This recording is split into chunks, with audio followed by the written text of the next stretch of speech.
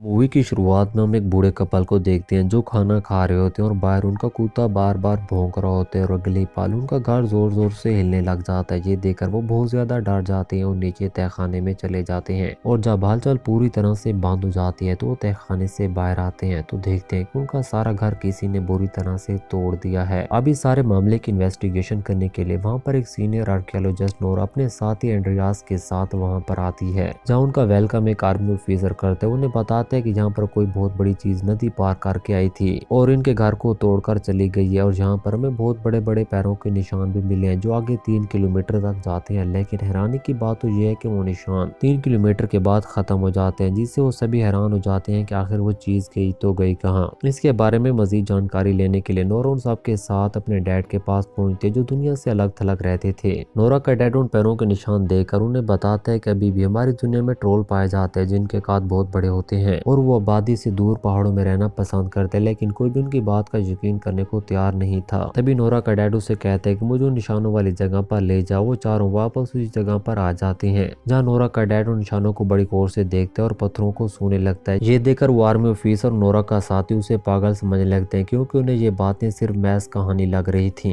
ये देखकर नोरा अपने डैड के पास जाते और उसे कहते हैं कि यहाँ ऐसा वैसा कुछ नहीं है जो आप ढूंढ रहे हैं। और तभी नोरा को एक अजीब सी स्मेल आने लगती है और जब वो पीछे मुड़कर देखती है तो एक आंख खोलते हैं। दरअसल ये एक ट्रोल होता है जिसे वो चट्टान समझ रहे थे और अगले पल वो ट्रोल उनके सामने खड़ा हो जाता है जिसकी स्किन चट्टान जैसी लग रही थी। ये देखकर वो सभी बहुत ज्यादा डर जाते हैं और हेलीकॉप्टर के जरिए वहां से भागने लगते हैं, लेकिन साथ में उसकी लाइव फुटेज आर्मी हेडक्वार्टर को भी शेयर करते हैं जहाँ मौजूद सभी ऑफिसर्स को यकीन हो जाता है कि ये एक बहुत बड़ा मिथिकल क्रीचर है जो लोगों के लिए खतरा पैदा कर सकता है। अब नोरा भी हेडक्वार्टर में पहुंच जाते और उन्हें कहते हैं कि मुझे इस क्रीचर पर और भी स्टडी करना है, मुझे यकीन है कि इंसानों के लिए खतरा नहीं है। लेकिन प्राइम मिनिस्टर कहते हैं कि जब तक तुम्हारी रिसर्च खत्म होगी तब तक ये क्रीचर दुनिया के लिए बहुत बड़ा खतरा बन चुका होगा, इसलिए आपसे तुम्हारा काम खत्म और मिलिट्री का काम शुरू हो चुका है। यानी कि उस ट्रोल को मारना चाहते थे। अब वो आर्मी कमांडर वहां जाने की तैयारी करने लगता है, लेकिन नोरा कहती है कि हम भी आपके साथ जाना चाहते हैं, जिस पर ऑफिसर कहता है कि मुझे इस चीज की इजाजत नहीं है। लेकिन नोरा के बार बार फोर्स करने पर वो आर्मी ऑफिसर मान जाता है और उन तीनों को अपने साथ ले जाता है। वो सारी टीम बहुत सारे सोल्जर्स के साथ उस जगह पर पहुंच जाते हैं जहाँ से उस ट्रोल ने गुजरना था।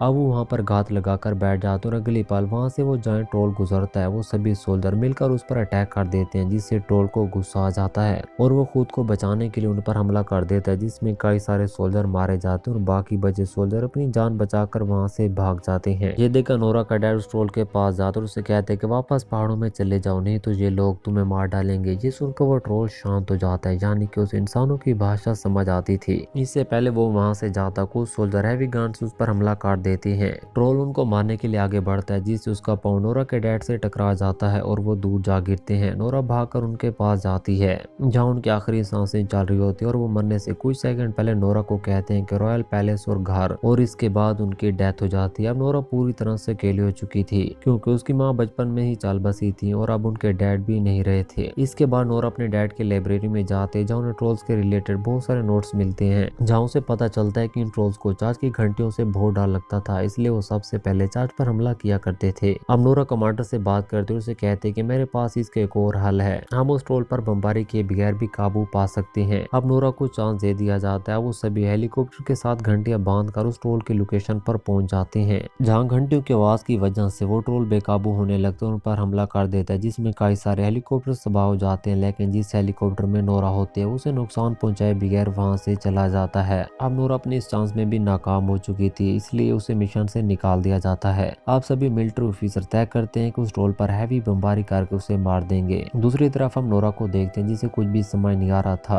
और तभी उसे अपने डैड की वही बात याद आती है कि रॉयल पैलेस और घर। वो समझ आते हैं कि हो ना हो ये ट्रोल शाही महल की तरफ जाएगा, इसलिए नोरा अपने दोस्त के साथ किंग पैलेस पहुंच जाते हैं जहाँ उसकी मुलाकात किंग के चीफ सेक्रेटरी से होती है। नोरा उसे बताते हैं कि मेरे ख्याल में वो ट्रोल महल पर हमला कर सकता है, आपको इसके बारे में पता होना चाहिए। जिस पर वो चीफ सेक्रेटरी से कहते हैं कि आपकी ये बात किसी हद तक सच हो सकती है क्योंकि आज से हजारों साल पहले यहाँ के किंग ने ट्रोल्स को मारकर उनके घरों को तबाह करके यहाँ पर अपना महल बनाया था और मेरे ख्याल में वो ट्रोल अपने पूर्वजों का बदला लेने के लिए यहाँ पर जरूर आएगा। और इसके बाद उन्हें महल के नीचे एक जगह पर ले जाता है जो ट्रोल्स के कंकालों से भरी पड़ी थी। ये देखकर जैसे नोरा उनमें से एक हड्डी पर यूवी लाइट मारती है तो हड्डी पत्थर में बदल जाती है, जिसे नोरा को समझ आ जाती है और वो फौरन कैप्टन को कॉल करते उससे कहते हैं कि मुझे ट्रोल की कमजोरी का पता चल गया है, बस तुम जल्दी से एक बड़े यूवी लाइट सिस्टम को रेंज करो। दरअसल कोई भी नहीं चाहता था कि मिसाइल का इस्तेमाल किया जाए क्योंकि इससे बहुत ज्यादा तबाही हो सकती थी। अब नोरा उस ट्रोल को अपनी तरफ अट्रैक्ट करने के लिए अपनी गाड़ी पर एक ट्रोल के स्केलेटन को बांध देती है, जिसे देखकर वो ट्रोल उनका पीछा करने लगता है और ऐसा करके नोरा उसको एक खुली जगह पर ले आते जहाँ मिलिट्री के लोगों ने बड़ी बड़ी यूवी लाइट्स लगा रखी थी।